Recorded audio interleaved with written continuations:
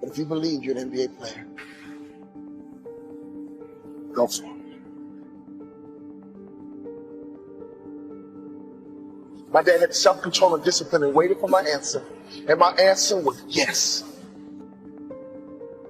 People don't mind money.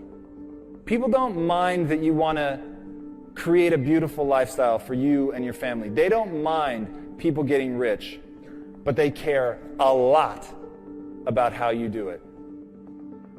And you tell this distracted story that's completely meaningless in your own life about some sports team, right? Which story are you telling yourself? The one of your own life or hiding in the story of other people's lives? There is not one single minute that I wasted, and this is why I'm standing here today. What would you like to do? If you don't like what you're doing, and you don't like where you are, and you don't like your relationships, and you don't like X, Y, or Z, what do you like? Then you've got to be able to add passion to it, activate that thing, and make that dream a reality. Imagine a conversation with your future self. In that, let's imagine that the you of 20 years from now shows up at your doorstep, and that you is stronger, smarter, wiser, wealthier, healthier, happier.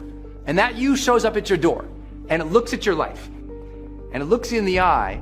If that future you was going to give you advice on what to stop, what to start, what's the first thing they would tell you to be or do? Take a step back right now and think about who we all admire in the world, right? They're all people that punted the system. They're people that practiced singing since they were 5. There are people that shot 10,000 basketballs every morning. It's always that. It's always that. 99% of the people right now that are listening to this are playing in the middle. They're playing in a game that was structured for them. They're risk adverse, they fear, and most importantly, they fear what other people think. You're right, Dad. I can't work the rest of my life. Playing in the NBA is a dream I've had ever since I was a little boy. He said, go for it, son. I limped back into my coach's office with a cast to my foot. Tears in my eyes. I said, Coach, what do I need to do to play in the NBA? He said, do 2 things you can play in the NBA. Lose 20 pounds and shoot a 3-point shot with range, you can play in the NBA. If you lose 20 pounds and shoot a 3-point shot with range, you can play in the NBA. I lost 20 pounds and every day I would shoot 500 shots a day, every single day. Look, I believe that we're all born with lots of goodness in us, but life throws curveballs. Life, the ambition of being alive helps us dream. And if you've been given a dream, don't discount that because you're not good enough yet. Develop yourself, weaponize yourself, teach yourself to be so good at something that is necessary to serve in the area of your dream that now you're never even thinking about your comfort zones. Your comfort zone is irrelevant. What matters is, what are you trying to do with your life? How are you trying to contribute? One thing that discipline definitely does help you with is it helps you get things done. I got invited to training camp with the Dallas Mavericks, and not only did I make the team, I became the first ever undrafted rookie free agent in the history of the Dallas Mavericks to start opening night. Could you imagine what was going through my mind? I had not started a basketball game since high school. I got to the arena, and they dimmed the lights, and they put the spotlight right on me. Right through the spotlight, I saw my mom, my dad, and all my brothers and sisters. Then I saw my dad. He pumped my fist. He pumped his fist. And tears streamed down my face. Thank you for all those timeouts. Thank you for making sure I was always home when the streetlights came on. Thank you for making sure I could always hear your voice. Thank you for always changing my perspective. They care a lot about what you do with it once you have it. Nobody likes Scrooge McDuck. Don't ever leak a photo of you swimming in your money. I promise it will not go well. But if you have a vision for how your company can make the world a better place, and you use social media to allow people to touch and be evangelized by your brand, if you're thinking, how can I make a product or a service that actually makes the lives better of the people that work at the company and the people who buy the product? If that's the question that you're asking, man, they will rally around you. And we live in this amazing time, and you've got to take advantage of that. And it really freaks me out when people think that we're like either the social movement is cresting or it's behind us. It's only gaining steam. The TV's going away. The mobile phone is becoming the television. Like, these changes are a one-way ticket to difference. I don't know exactly what it's going to look like. I just know it's not going to stop, and it sure as hell isn't going to go in reverse. And what I always try to do is get to the psychology of the problem. Elon Musk talks about, in his business, it's all about breaking things down to the physics. If you sell to people, the physics in your world is psychology and understanding what motivates them. So your company needs to have a why. If you know Simon Sinek and his brilliant book, Start With Why, you'll know what we're talking about, the golden circle. Most people know what they do. They may even know how they do it, but they oftentimes don't know why they do it. Why did we launch Quest Nutrition? Because we wanted to end metabolic disease. Let me say that to you again. Are you telling the story of your own life, or are you hiding in the story of other people's lives? We hide in the story of other people's lives through gossip of people that are around us, talking bad about them. We hide in reality TV, we hide in the news, we hide in politicians, and we hide pretending we play for these sports teams. Those are all stories about other people's lives. Are you in the story of your own life? And then lastly, what's your strategy? You got to execute on your strategy. You have a very detailed plan to make that story you're telling a reality, and everything transforms in your life. Man, I hope this helped you today. It helped me. I'm pumped up right now. If you're listening to this, you can probably hear it. If you're watching it, I know you can see it. Are you fully aware of the bridges that are required to cross over to make your dream a reality? I think a lot of people, they have this vision in their head, this dream, but they don't know how to make it a reality. We navigate through life and we keep missing the bridges to bridge the gap between dream and reality. So do you know what is required of you? Are you aware of what is required of you to make it happen? And when you get things done, when you actually do things, you have more success. If you have more success, and sometimes a big part of success is just not being lazy and just doing it. Yeah. That's like 90% of it is just showing up. Get there and start working. Like, you're not going to feel perfect every day. It's pretty much the same with everybody that actually gets good at something. There's got to be those days you push through, and they're probably going to be more numerous than the days you don't. And so the benefit of discipline in my eyes has always been that through discipline, I get things done.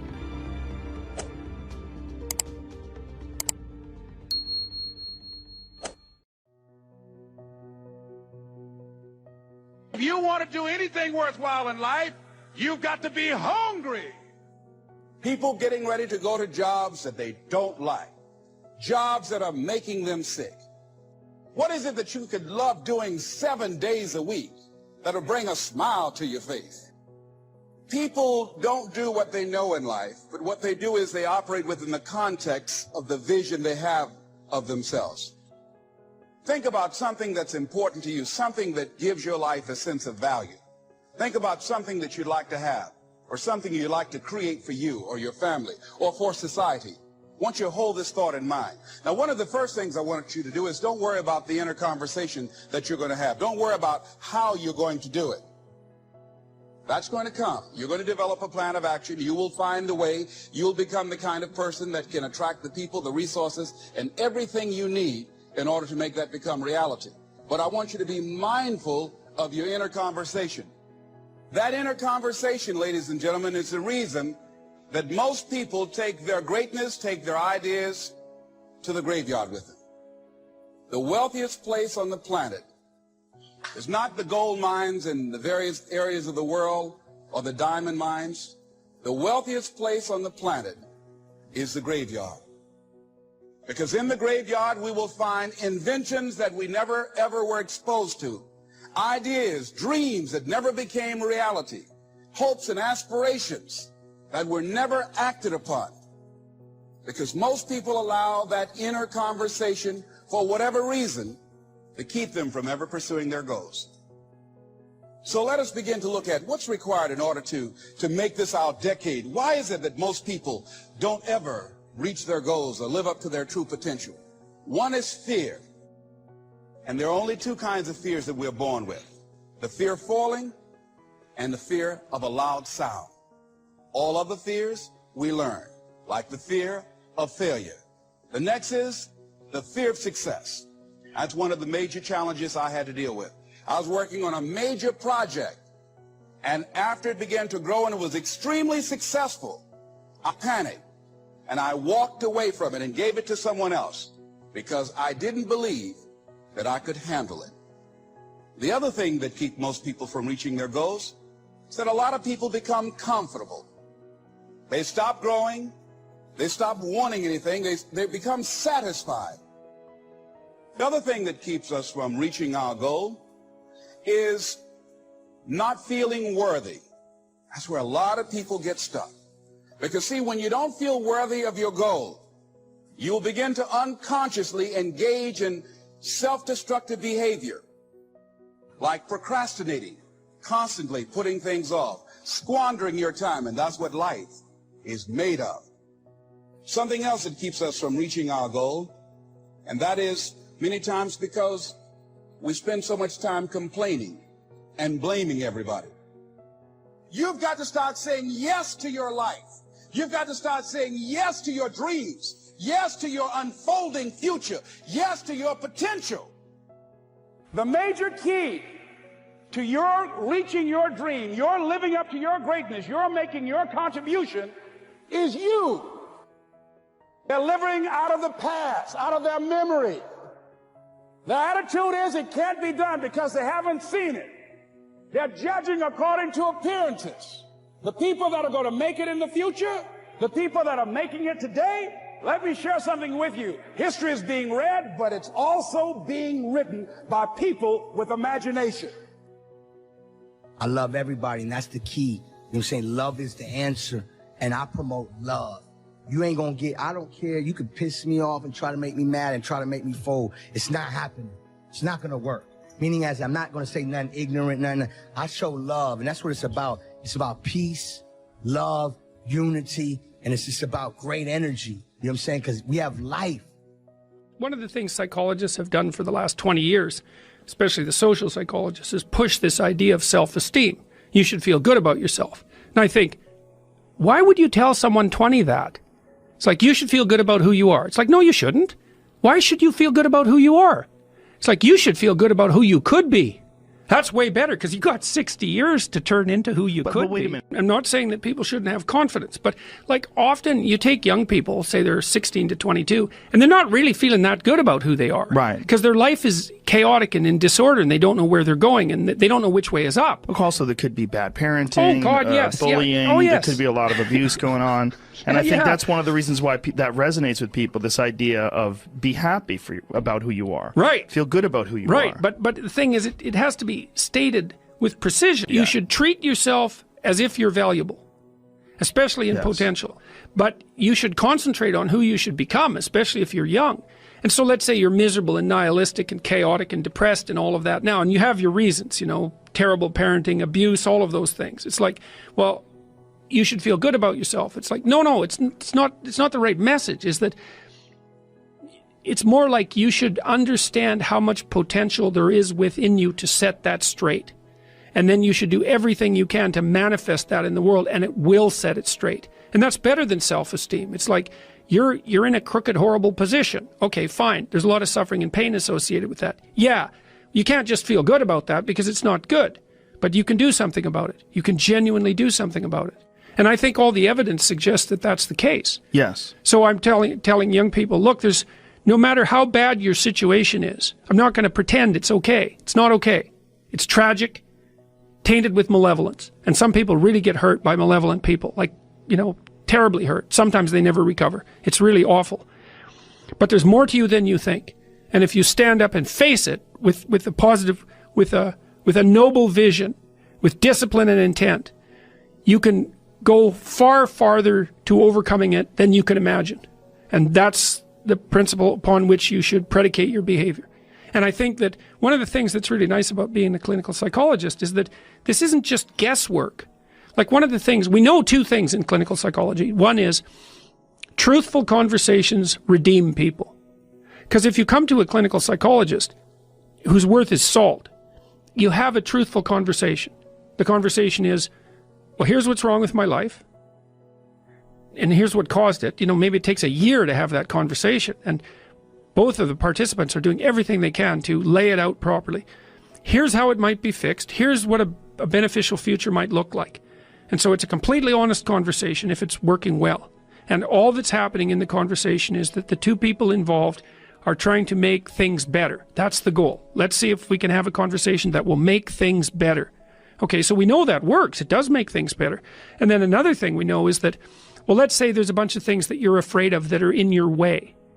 So you have some vision about who you want to be. Maybe you have to, you know, you want to be successful in your career, so you have to learn to talk in front of a group. It's like, okay, well, you're afraid of that. It's like, no wonder you don't want to be humiliated. So, okay, so what do we do about that? Well, maybe we first get you to speak in front of one person and then 3 people, you know, for 5 minutes and then for 10 minutes. Like, graduated exposure to what you're afraid of. Voluntary graduated exposure to what you're afraid of is curative.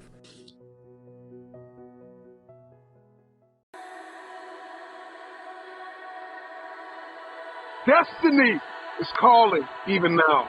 This is a reality check. This is the time to find out what you can do, how you can get above it. You know, when you do the thing that you're born to do, there's nothing else you could have done. There's nothing else I could have possibly done. I was born to do this. God gave me this gift. I discovered it and I used it. You're surrounded by the change that you created. How can you not believe something that you're just starting to live it has it? Become your identity because it is you. It's around you. You breathe it. So look around and realize the malleability of your situation. And if what you find is not you, good, here is your opportunity to tear down the old and construct the new. You can do that because you have control. Many of you listening to me have been beautifully equipped to live in a world that no longer exists. But I want to give you a new word for change, and that word is evolution. And you are either going to evolve or expire. See, everything changes. The economy changes. Relationship changes. We change mentally and emotionally and physically. And you are either dying or you are either living. Every time you made a change, you got hurt.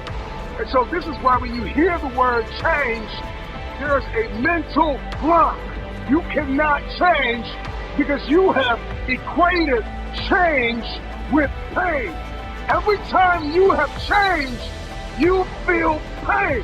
How can you believe it? Doesn't matter. You're not judging anybody. Let's say my business job. You get to heaven, I'm 300 pounds, and sit down. I was a top rope Terminator my whole life, and you're sitting down just like this, your job, and I'm doing it.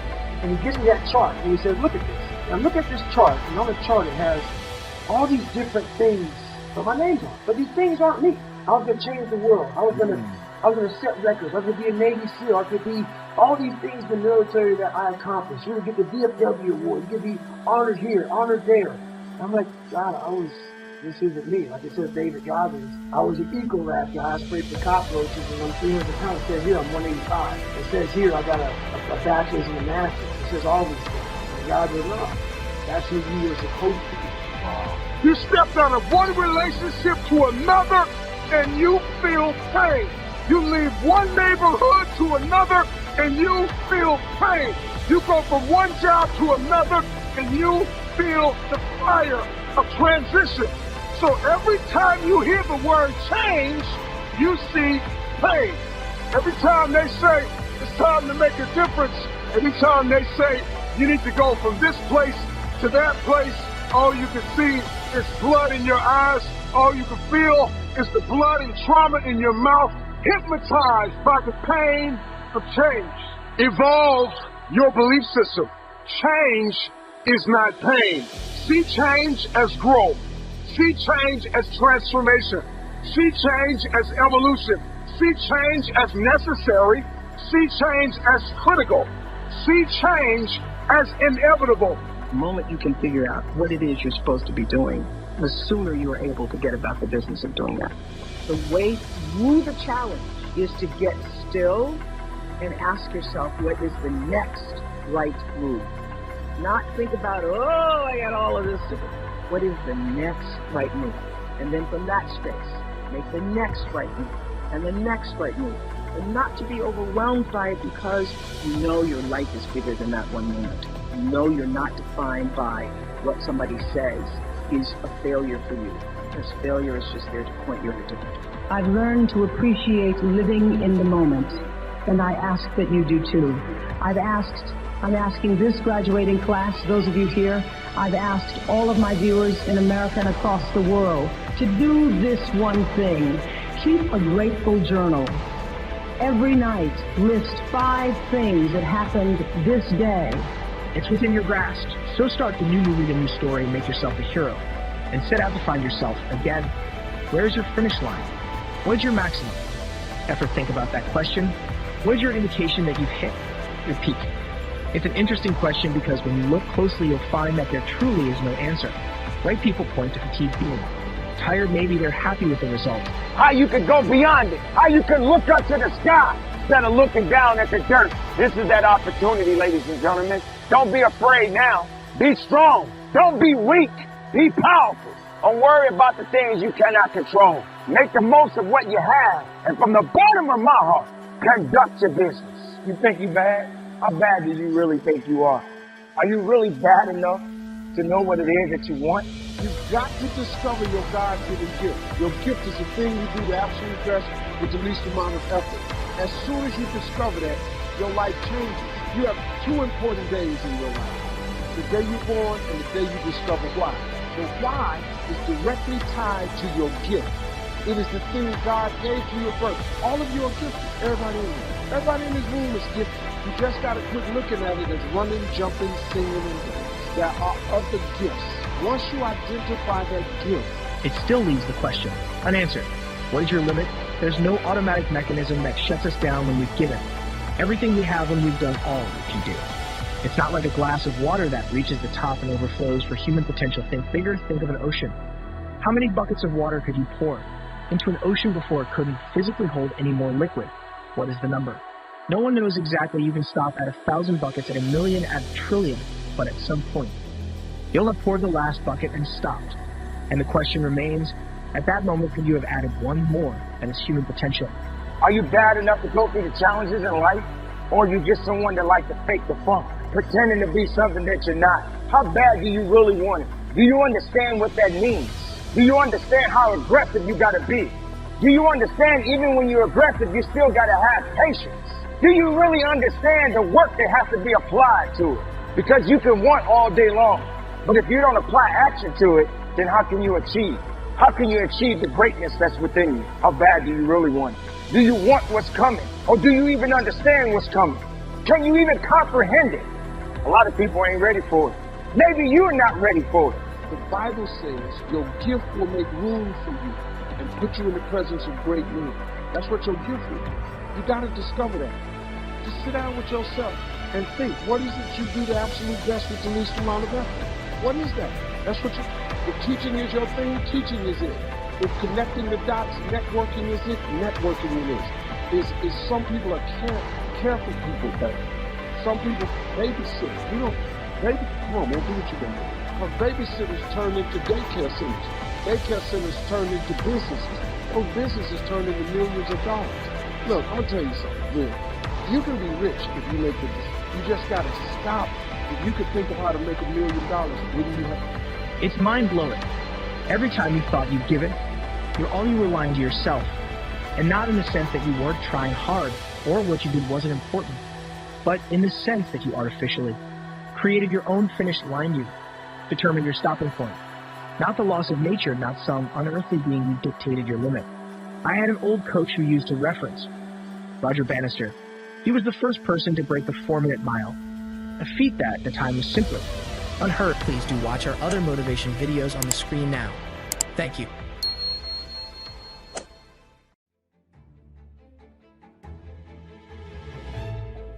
In what you've done with your life thus far, is it giving you what you want? Courage isn't a brilliant dash, a daring deed in a moment's flash. It isn't an instantaneous thing, born of despair with a sudden spring. I don't doubt that there are many people in this country who break the law and aren't afraid to die in the process. But I wouldn't call them courageous. Being courageous and brave is everything. It's vital to have faith in yourself, to be true to yourself, and to have the courage to do what it takes to achieve your goal. This consists of having the courage to be completely honest with who you are, and being strong enough to face your fears, anxieties, and struggles head-on. Pursuing your passions and being yourself requires a tremendous amount of inner strength, and it's important to constantly recognize and appreciate the confidence that it takes to follow your heart and your dreams. Often following your passion and doing what you feel is right for your life will involve going up on your own, being independent and standing strong in your choices. Even when others may disagree with your decisions, if you feel that what you're doing is right for your life, then it is important to stand firm in what you have chosen to do and who you have chosen to be. Most people are governed by their habits, their fears, and the opinions of others. A lot of people never try anything differently because they have been convinced by people in their lives that they value that they can't do it. Failure is ceasing to try. It is accepting defeat, and to all you may meet, giving voice to a sigh. It is in thinking it vain to attempt furthermore, and in bowing to pain when the muscles grow sore. Failure is stepping aside from the burnt of the fray in a weak-hearted way. But remember, you're never really helpless. And the sense that you are helpless, or that you might be if certain things were to happen, is something we really ought to be afraid of, and that we should refuse to accept. You're never just a victim of circumstances. No matter what happens, you're never without options that can get you back on track. It takes courage to recognize that. I was a very public failure, and I even thought about running away from the valley. But something slowly began to dawn on me. I still loved what I did. The turn of events at Apple had not changed that one bit. I'd been rejected, but I was still in love. And so I decided to start over. Everything you already have, because what you have is substantial. You just haven't gone over the list and taken inventory in a long time. But the fact that you can walk, that's a blessing. The fact that you woke up, that's another blessing. The fact that you can see, think, reason, that's another blessing. As an individual who has been pursuing a dream and has been working in the entertainment business for several years now, I have learned what it takes to be strong even when it's felt incredibly difficult to do so. Having the courage to believe in myself through the good times and bad times, there are constant ups and downs in this industry. And having the fortitude to remain true to myself have been major factors in the successes that I have been fortunate to have seen so far in my life. Overall, I have simply tried to be exactly who I am. Living truthfully and fearlessly involves strength, vulnerability, uncertainty, and honesty, which has not always been easy. Still, it's certainly been worth it, and all of the blessings that I've experienced so far in my life have evolved from making the decision to be courageous. See, finding that antidote starts to change the game. And then after you identify it, you find the antidote. Number 3 is you got to practice that emotion. I know that sounds weird. I'll explain what I mean in a moment. But you got to do that emotion enough consciously that you can go from frustrated or depressed to determined. And you know how to shift that gear, and it's not fake, it's not some pump up, it's real. Once you get this, y'all, you can change everything. Do you understand? Negativity, you can protect yourself from negativity. And that's what stops most people, negative thoughts.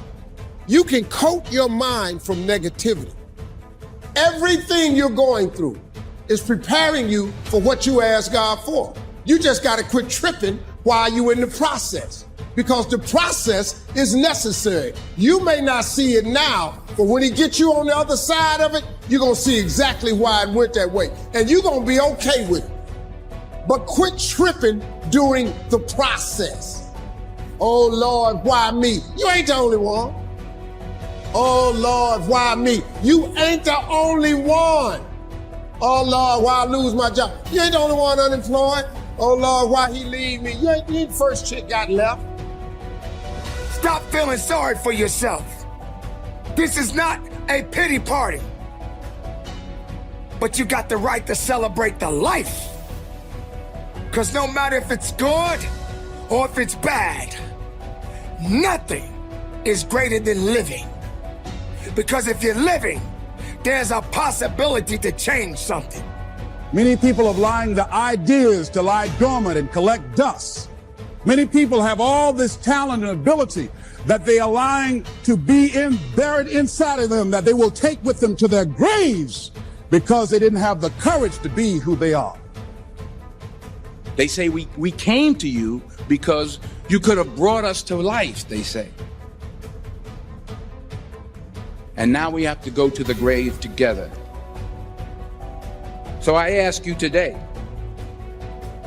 how many ghosts are going to be around your bed when your time comes?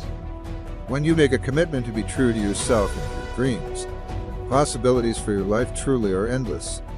The first step in becoming a more courageous individual, I believe, is to take an honest look at who you are today and think about the person who you'd like to become tomorrow. Do not hold yourself back, my friend. You're the only one who can stop yourself from reaching your highest potential, and it's crucial that you don't get in your own way. We're all dealing with certain struggles, but you are a lot stronger than you might even realize. And now, at the beginning of this year, is the perfect time to let go of any doubt and begin to move forward through any struggles that you might be facing.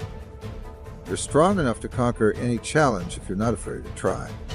I've heard it said that a corporation that employs 10,000 men and women today may only need 1/5 that many within 10 years. Over the last 50 years, whole sections of our society have learned to identify with the corporation that employed them. That corporation provided not only a salary, but health benefits and the opportunity to create a pension fund that would make retirement possible at age 65 or even sooner. My third story is about death. When I was 17, I read a quote that went something like, "If you live each day as if it was your last, someday you'll most certainly be right." It made an impression on me, and since then, for the past 33 years, I've looked in the mirror every morning and asked myself, if today were the last day of my life, would I want to do what I am about to do today?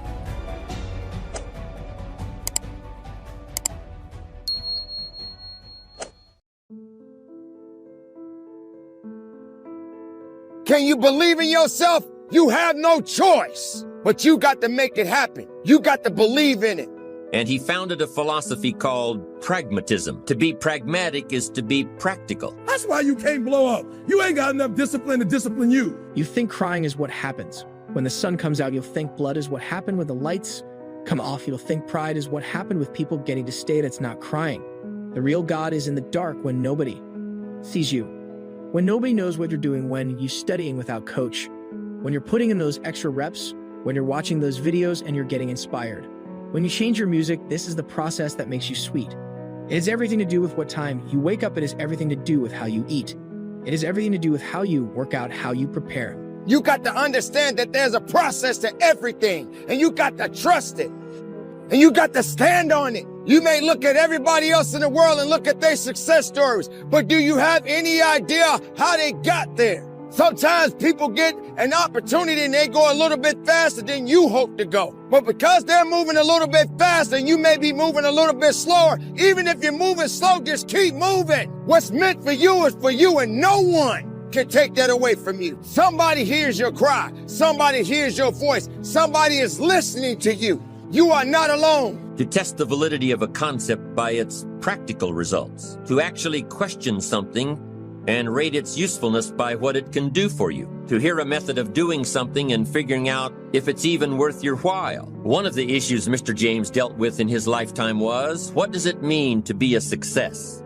A significant person. After years of pondering this question, William James described success as a combination of two things. Number one, an inner ideal which is followed persistently with courage. And number two, outer achievement related to that ideal. If you're going to be the best, the cream of the crop, you got to be it, not talk about it. It has to consume you, it has to take over you. And when I see you without even knowing you, I want to be able to look at you and from your ethos. I want to see you are the best of the best. I don't know what you're doing. Without you saying one word, it ought to illuminate from no alarm clock. Needed my passion wakes me up. My drive wakes me up. My determination was my ability to be. Doing whatever I want wakes me up or wakes you up. You have something. We all have some abilities. You got to go in the direction you want to go. But yes, it's going to challenge you. Yes, you're going to get tired. Yes, you're going to feel, can I do this? Do I have the strength to carry on? You have no choice but to carry on. Don't quit on your life. Don't quit on you. Push your mind and push your body. Find it. Search for it. Go after it. It ain't going to come after you. Find that reason. Find that purpose. One thing about purpose, it's beautiful. And it moves in so many different directions. And why is it existing? Why does it matter at this point? Because it matters to you. So if you're tired, find a way to get up. Find a way to find strength. Let's go back to number 1. An inner ideal which is followed persistently with courage. I take that to mean defining a goal and having the resolve to complete it. No matter what, I'll do it or die. Promise yourself you'll read the books until your skills change. Go to the seminars until you get a handle on it. Do it until it makes sense. Practice it until you've got it right. Don't give up until you get where you want to be, however long that is. Step by step, piece by piece, book by book, seminar by seminar, do it until. Go for it. Until is a very important word. It's magic. It means that you'll never give up. Don't miss the chance to grow, to pay the price. Until you learn, change, grow. You'll discover some of life's great treasures when you pay that price. When you feel like giving up, don't. When you're thinking about giving up, don't. When it look like you ain't gonna make it, keep going. When they tell you can't, come on, man, who are they? When they tell you you're not gonna make it, don't believe them, man. Don't believe them. You got to be relentless. Don't give up. Don't give up. Stay in it. Stay focused. Quitting guarantees the failure. That's why you're making the money you're making, because you got to let somebody else do it, because you don't have enough sense to do it for yourself. You're going to tell me, E, you get up at 3 o'clock in the morning. I live in America. You mean to tell me I could be a multimillionaire by getting up at 3 o'clock in the morning? I do it every day. And guess what? When I get my paper, I take a nap when I'm tired. Ain't nobody say I got to get up at 3 and stay up at 3. I got to get up at 3 and stay up at 3 o'clock in the afternoon. I just got to get up at 3 and get all my work done before y'all get up. I just got to make all my phone calls while y'all still sleep. I just got to make all my phone calls while y'all party. I came down to get on the treadmill this morning at 1:58 a.m. I finished working out. I think it was about 3:15. I got on the elevator, I'm talking about solo. And then we've got to be kind, not only to others throughout our process, but we've got to be kind to ourselves. The problem with many of us is that we're not kind to ourselves. Be kind to yourself. You can be assertive, you can be direct, you can be firm, but you can have a little empathy and a little kindness, not only on others, but on yourself. Because the truth of the matter is you are not going to always feel like doing what you were designed to do. Okay? And so we've got to condition ourselves for the stretch. With gratitude, we're going to need that coupled with patience.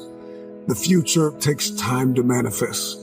The future takes time because you are beautifully equipped to get the results you are currently getting, and there are some bigger results that you are after. And in order to get those results, in order to manifest that very specific future, you're going to have to acquire a different set of skills, a different work mentality. It's going to require you to be. It was just me and my man who was cleaning up. There wasn't nobody there. I get on the elevator. I'm going up the elevator. It stopped on the lobby level. I'm like, shoot.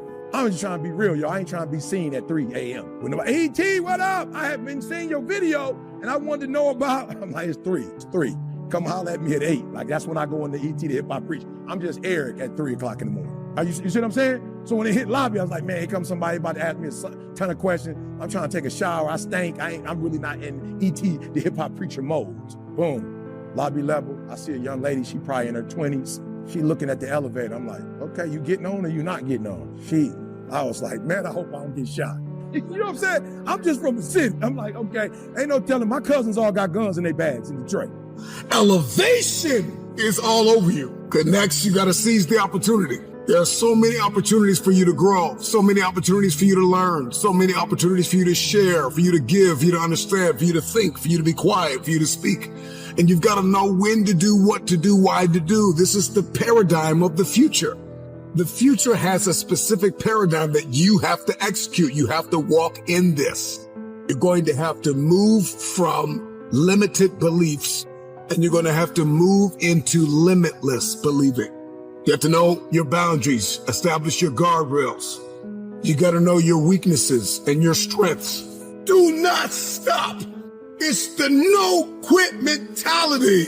Once you quit, it rules out any chance of succeeding. The mere waking up every day, putting the next foot in front of the next foot, at least keeps you in the game. But you can choose in the midst of all of this that's going on to be happy, in spite of life's challenges. See, a lot of us, because of our limited vision of ourselves, a lot of us who begin to focus on problems and enable them to overwhelm us, we begin to think that we have no options. We begin to believe that there's no way out.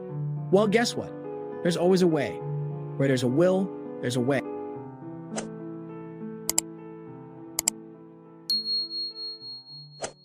If people are not listening to you, stop talking to them. That is the best piece of advice that I can give you. And what happens is that if you stop talking to people who aren't listening to you and start watching them instead, they will tell you what they're up to. But so if you have things to say, you say them, but you find people that will listen, talk to them. The ones who aren't listening, pull back. Because you're devaluing what you have to say by offering it to an audience that does nothing but reject it. And you spend a lot of time going around trying to convince other people or trying to get their approval. What will happen is that you will lose your nerve. And other people will convince you that what you're doing doesn't have any value.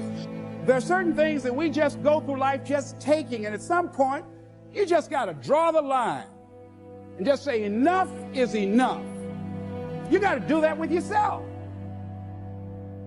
You just got to draw. There's certain things that you just don't permit. If you got negative people in your life, just one. So look here.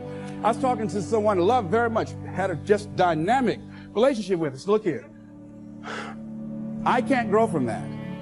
If you're persistent and saying those kind of things to me, I'm saying to you right now, I won't tolerate that. And I will terminate this because I'm not going to expose myself to this type of humiliation.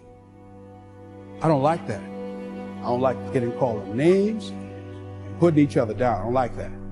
Come back, tell me I'm sorry. No, that won't get it. So you put a nail in a hole, you make that impression, you pull a nail out, that mark is still there. That's not forgotten. We can't extract that from the record. So don't say that to me. So we were talking about something else. Person said it again. Boom. You're a loser. Very good.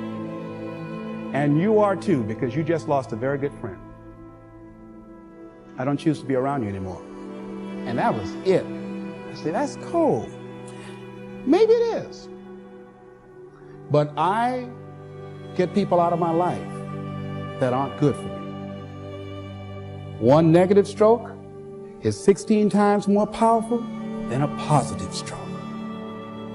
And if you have people around you who are not sensitive to who you are, and the people that can hurt you the most, ladies and gentlemen, are the people that you love. That you love. They're the ones that you're vulnerable to. They're the ones that can get to you. And if they're insensitive, I don't care who they are. See, if you don't draw the line with people, if you just let them run rampant in your life, and you let things happen to you that you don't feel good about, if you continue to allow it to happen, you won't feel good about yourself. Your image of yourself will erode. So you've got to draw the line. Theodore White said something.